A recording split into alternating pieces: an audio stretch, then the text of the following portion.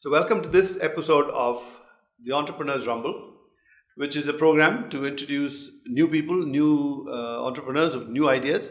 And so we have Ravi Pratap Singh, who is the founder of Learnnovators, a company that specializes in developing programs and projects to train. And that's a vital field now with our Prime Minister walking around beating the drum saying, make in India. We'll never be able to make anything unless people know. And so he trains. So welcome to the show, Ravi. Thanks so much. Pleasure being here, Madhav.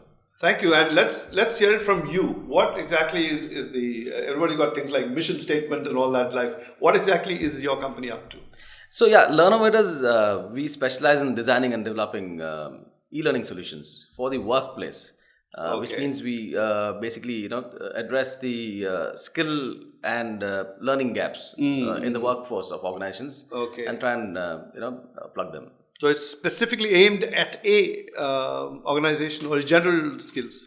No, we basically work for corporates, which means we do. So it's not academics as we know, learning training as for schools and colleges. It's not that kind of. So we don't work in the school space or the education space. Okay. We primarily focus on the corporates. Okay. Yeah. And they find you or you find them? Both ways. We are very active on the social media, so a lot of times they find us. Our marketing is basically inbound, which means a lot of times people actually find us. So do you actually go out and actively canvas for people, or they? Not in the traditional sense, but as I mentioned, we attract prospective clients. So if I were to look for help from you, how would I find you? Yeah, basically we're doing stuff on the social media. We have a community going, and not to say, of course, you'll have a website and stuff. Absolutely, but even on the website, people when they land on our website through our blogs or through our discussion forums, somebody recommends. So then there's a chat window there, and people could actually say hi, and somebody would respond, and then take it forward. So you have somebody sitting on the machine when an inquiry comes in who can actually intelligently respond? Yeah. Or is it you leave a message? No, it's kind of 24/7. Somebody's there trying to, waiting for inquiries to come in and probably respond if they need any help. And does that happen often? Did you get people coming in and completely cold calling kind of thing? Yeah, most of our business comes that way actually. Yeah? Yeah. So how do you let people know that this is the kind of thing that you do? So in the last 3 years or so, as I mentioned, we are very active building a community of though we are called Learnnovators, but we also believe that our clients or prospective clients are also Learnnovators, which means they are innovating in the learning space. Okay. Because we work with chief learning officers of organizations or learning leaders and stuff like that. So they are also trying to basically innovate in their own way. So we have these communities. We are on LinkedIn. We have LinkedIn groups where discussions happen on what's happening, what's the best practices in learning. We have our blogs going, regularly. We have guest bloggers apart from our own bloggers writing. Okay. We also have our own online newspaper, which is a weekly releases every You mail Monday. it off to all the people in the educational field or the business field? Yeah, we don't necessarily, we mail it to subscribers because we don't want to spam people. Yeah. But we have a fair number of subscribers. So who's the one in any company Yeah. who actually recognizes the need for Learnnovators to come in? Would it be the HR people? Would it be the boss himself?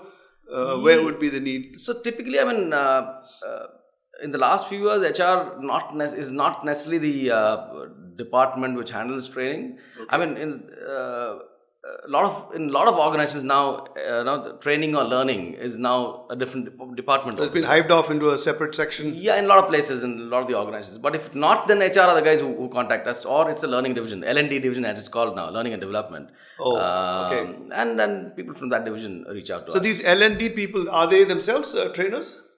They could be, yeah. They could be trainers, yeah. But do they because join? They start off as trainers at some point, and then they obviously move up the ladder. And because people who are talking to us are people who are at some senior position, level. mid-senior level positions who reach out. And they come with very clear ideas of what they want, or is that where you start? A lot of times they have a clear idea, but a lot of times they don't necessarily have. They kind of know they want some help with their learning needs. And then they probably would like us to step in and bring in our expertise to go further in terms of analyzing the situation, because we have to do a study on what is the program they're looking for. We also study the profile of the learners, and then objective of the training itself, and then come up with solutions in terms of what we think is going to work best. And they come with their own ideas too? Yeah, of course. Yeah, they are the ones who run the company, so... Yeah, so, but it's a 50-50 kind of thing, because some of them are very well versed in what's happening in the industry, and then they say, look, this is what we want. But now with so many things changing on the ground, mobile learning happening, there's a lot of buzzwords, there's gamification happening, there's virtual reality, there's augmented reality. So they're not necessarily clued in themselves. They may know what these are in terms of terms, but they have not necessarily worked on them. Okay. So they would probably, expect somebody like us to come in with our expertise and then give them. So let's say if it's an assembly line company. Yeah. So you would actually take a process down, break it up.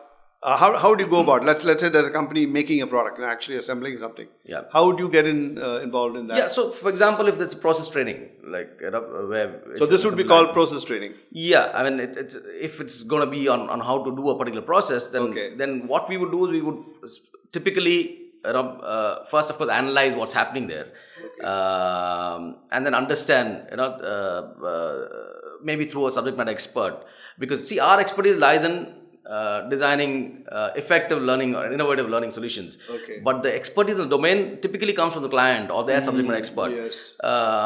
Sometimes they may not necessarily have the expertise themselves. So in which case they allow us to probably hire a consultant for that particular project. But in case they do, then we have to understand the technical nuances of the process, and then break it down into several steps, and then of course we decide based on what is it that we're trying to plug in terms of, is that a skill gap which we're talking about, which after undergoing a particular e-learning program, what do you want the learners to learn, and how is it going to help them improve their performance? So in which case we actually sit with the technical guys, understand, and then decide which is the best solution to take to handle this. So they're actually pretty clear in their mind, or most of the time they have some vague idea at least what they want, and then you sort of sharpen up the whole thing through discussion. Absolutely. That, at least the initial project which we work with a lot of clients, they kind of come with the requirement. But as we go along, there may be, because we have we work as partners or thought partners of our clients, which means that we work with them for years together. There's a understanding which almost like sparring partners, where we bounce ideas of each other, and a lot of times the learning is not necessarily the solution for all problems in life. So sometimes Definitely. We have to also tell the client that, look, maybe the problem lies elsewhere. It's not necessarily e-learning or learning program will not solve it. So that's what you heard from him. It's not only just providing learn something. There are lots of things behind it. So the first step is to understand it. Then they go and develop it. So we'll find out when we come back. So you talked about process training as just one aspect of it. Yeah. I'm sure there's much more to it, products and various things. So give us an idea of the different kind of industries you think will benefit from actually tying up with Learnnovators. Yeah, I mean, we work across industries. Our clients are across the globe. We work with some of the largest brands in the automotive business, for example. Okay. We work in engineering with some of the largest engineering companies, manufacturing setups and stuff.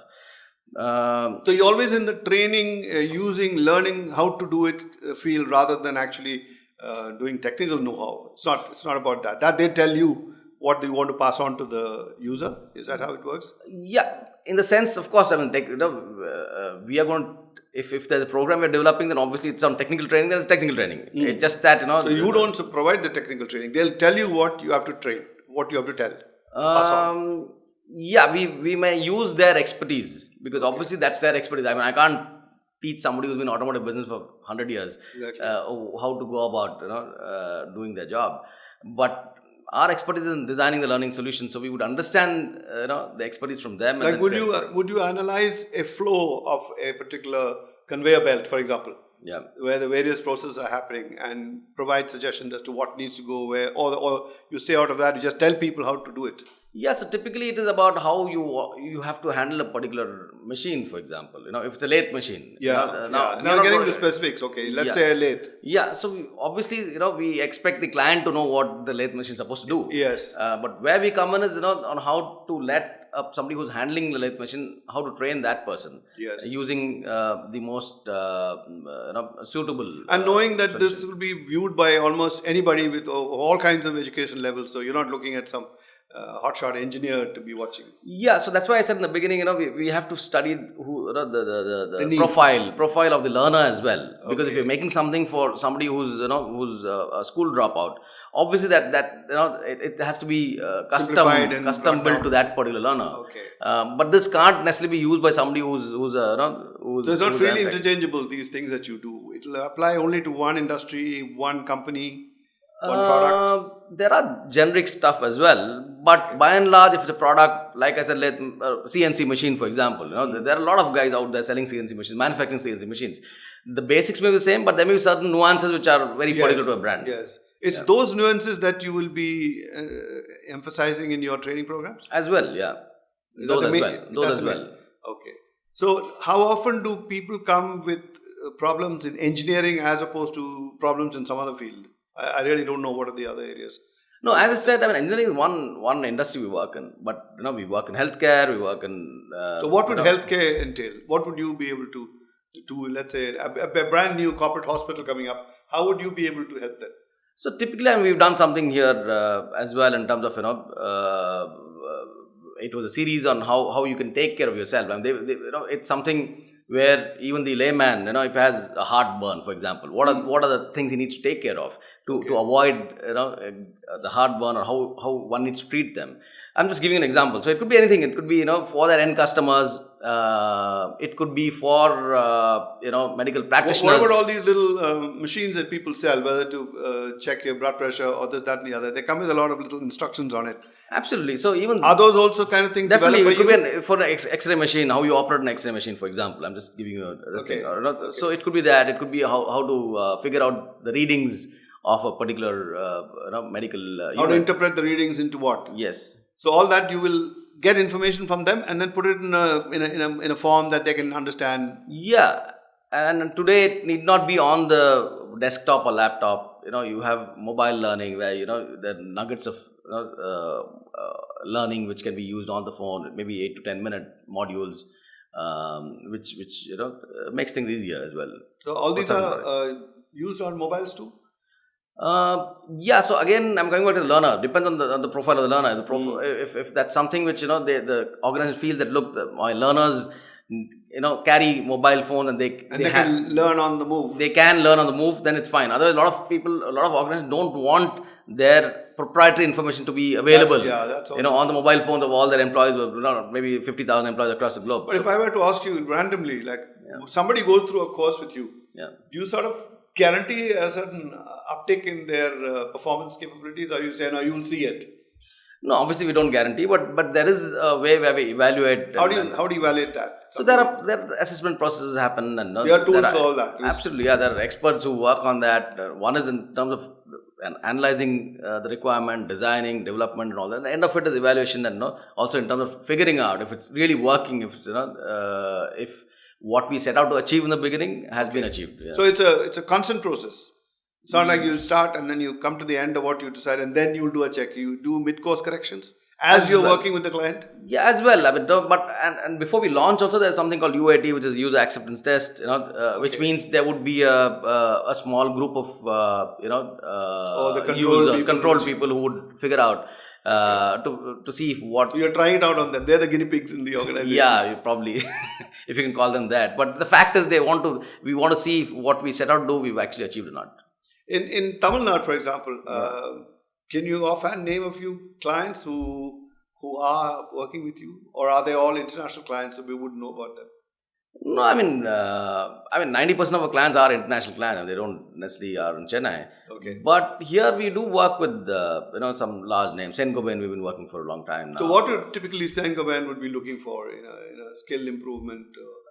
So here, for example, they have their probably the number one glass manufacturer in the world, Okay. which means they have different types of glasses which is being manufactured. The sales team needs to go around selling the different types of glasses, which means we've done a whole host of courses for their team members in terms of how a particular type of glass is being manufactured, and then it helps their And its marketing team. applications and what they use it for. Absolutely. So the I think marketing team. that sort of thing makes very good sense, because you can sit in front of a man for 10 minutes, the chief seller in the company, and learn nothing from him. Absolutely. Because he's got simply too much knowledge. So you Definitely. need to bring it down into an understandable kind of style. Yeah, it helps the marketing team to go out and pitch the product, different types of products to their prospective clients. Okay. And did Sangoban actually come back to you and say, all right, it seems to be working in Chennai? No, we've been working with them for the last 8-9 years, so I guess it is working. Yeah. So it's continuous development of training. Yeah, because there are different products, there are innovations happening. But at client it's end. entirely up to them. I mean, it's not to say that any one of these programs will take 3 years, 4 years, 5 years. It could be done in... No, it's not a single program. I'm saying different programs which okay. are being developed over a period of time. How about in admin areas like that? Because that's vital today. I think even paying your taxes is a big thing. Yeah. People don't even know how to do that. Yeah. So even those kind of things, those kind of people can benefit. Yeah, typically, for example, application. A lot of times people use applications in banking or insurance or a lot of places. So they need to be, if a new joinee comes, and the person has to be trained on how to use an application. So we could design application training modules where the new joinee can actually test it out or learn on a in a controlled environment, a safe environment. So you see, when you go to a bank and you watch the guy behind the counter look glassy-eyed at you, he hasn't been studying what he's supposed to. He hasn't understood what the hell he's supposed to do. So these are the kind of things they do. We'll find out more. I mean, banking is one huge industry. I'm sure there'll be much more.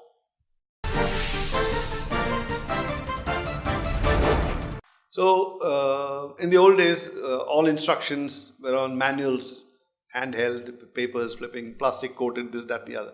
So, have things changed? Yeah, I think technology has played a big role. And in fact, smartphones are probably the game changers for learning. Okay. Because now, especially the millennials coming into play, and they are the guys who are now being inducted into the workforce. Millennials are being considered on one plane as a bunch of wasters who know nothing but except looking at screens. But at the same time, somebody said they can jump ahead in... Absolutely, obviously they're smart and stuff like that. But at the same time, the thing is, they're very demanding. They want things... Yeah, they want everything now, and at the same time, it's also talking about attention spans. The attention spans are getting shorter and shorter. Okay. So which means you have to keep them engaged, and you can't. So the training itself is a new process. Yeah, it has to be very engaging. It has to be interesting and stuff like that. So now with mobile phones and smartphones being available, and the internet access becoming that much more easier, so a lot of learning is happening through the mobile phones. And then you have things like virtual reality, which is again, in terms of getting the devices, pretty much affordable. Yes. You have Google Cardboard, which is, in Yes. India, it's pretty much 150 rupees, something like that. Okay. And then the higher end ones also not very expensive. So But virtual reality is devising those programs for suiting these kind of gadgets, that's where your expertise will come in. So the hardware is not, the hardware is there out there in the yeah. market, and we would create Things that run on programs it, which would use virtual reality or even augmented reality, for example. So technology is changing the game completely for learning. So you can now train a given room of say 20 people on 20 different things at the same time. If you were to just tell them all to tune into something else. It is possible. Each one is in their own environment. So it is possible. It rarely happens that way. The training is still one subject, one time. It is individual in the sense that because it's my device, so I can learn what I want to. In any case, Restart even it's a mobile phone. It's about me wanting to learn. It's about my comfort and. Or which part of the process I don't understand, so you can. So I can run it 100 times. Whereas you might get it in the first try. I don't have to be feeling shy in a classroom to stand up and ask a question. The only stupid guy asked me the same question 20 times. Yeah, absolutely. You can do it now. Yeah, so I can do it. Without feeling shy about it, and until I understand something, I can keep playing it again and again. So these new technologies, do you have enough people to handle all this? I mean, what kind of people do you have to do all this? Yeah, so what happens is, of course, finding the right people is the biggest challenge in the sense that we are a knowledge business, which means people are our most valuable assets. And you guys must be at the cutting edge. Absolutely, because if we're not, then we are out of business. Then you can't deliver. Yeah, so which means that for us, the major challenge is to get people. One is with the needed skills, and second is with the right attitude, which is even more difficult. So our hiring, mantra has been basically hire for attitude and train for skill. Because if you have the right attitude, any skill can train. Any skill. Not the other way around. So yeah, we have, and that way, I mean, we've been very, very finicky about the kind of team we hire, which has paid dividends over the years because we have one of the lowest attrition rates in the business. So we have highly skilled people, and at the same time, are Indian companies taking to it in a big way? Taking to e-learning? E-learning? Yeah, they are. I mean, in fact, India is the fastest growing in terms of adoption, e-learning sure, adoption. Numbers will say we'll be the first in everything. Yeah, but in terms of e-learning adoption, I'm saying, India is the fastest growing. Asia is the fastest growing market per se. But in terms of sheer volume of business, the US still is way ahead. Yeah, absolutely. Yeah. So going forward with the industry going the way it is, and we are talking so much about Asia being the leader for this, that, and the other. Do we have a lot of serious work in training up ahead, or is it just sharpening up skills?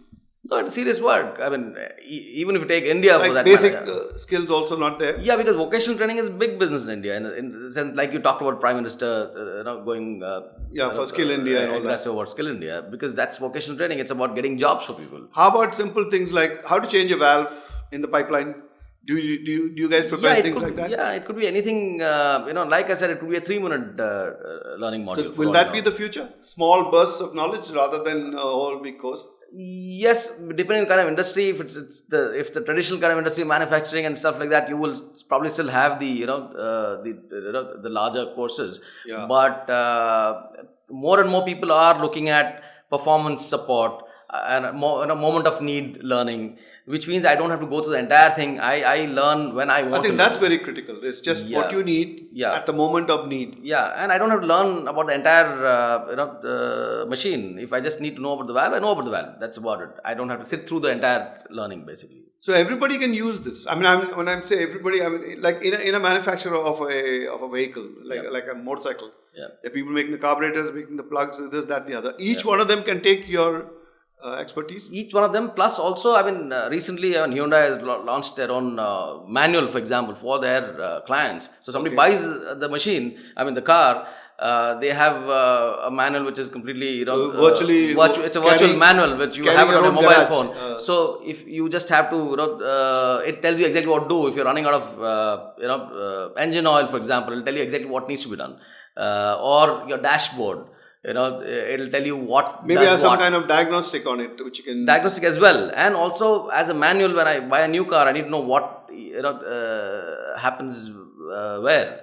So basically, virtual reality. And today you need it. I think you open the bonnet of a car, all you see is a black box there. Absolutely. You have no idea. In the old days, we used to see valves, this, that, rods and pipes and all. Now you don't see anything. Yeah. So the requirement for learning is not only for the people who work in the factories, but also for the end customer. Okay. Yeah. So let's say you buy a slightly complex machine. Yep.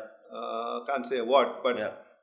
Let's say some kind of mixie grinder, which has multiple attachments. Will the time come when you guys will be generate things for people like them rather than read a book? Yeah, so that's the manual I'm talking about. Whether it's a car or whether it's a simple. It's already there in the market. Do we see it? Yeah, people have started coming in. Like I said recently, it is Hyundai has launched something. Probably a couple of months back. They launched it a year ago, but for the entire vehicle. For their latest vehicle, and there was something in Australia which they come up with. But it could be for any product actually. So I can't ask you straight away like what do you charge, but you consider yourself as an affordable industry. Vis-a-vis the product cost, there has to be some relation. What would you say, percentage wise, how much would it cost to a product cost? Let's say I buy something and the manual for that is made by you. Will it be something? Yeah, I don't think we can compare with the product cost. Obviously, that's not the right comparison. But in terms of how much would it be for me to, what would cost me if I don't train my people? Okay. Obviously, training the guys in the right way and ensuring that the skill gap is being plugged or the performance gap is being plugged. Obviously, it's a no-brainer. It is definitely, you need people who are trained, who can handle the jobs the right way. So we can look successfully at pushing slightly more skilled people into let's say the heart of India, right now where they're all in small towns and villages, we don't even know how to get to them. You could probably bridge that gap directly. Yeah, I mean, India, as I said, is a huge market, but yeah, we're not necessarily only looking at India. We're looking at the I know the world is your place. Yeah. So thanks a lot, Ravi. It's been Thanks lovely so much. talking to you. Same here. Thanks. I do hope you go and make millions of these things. Thanks We so need much. them. I need them. Sure, pleasure. Thank you.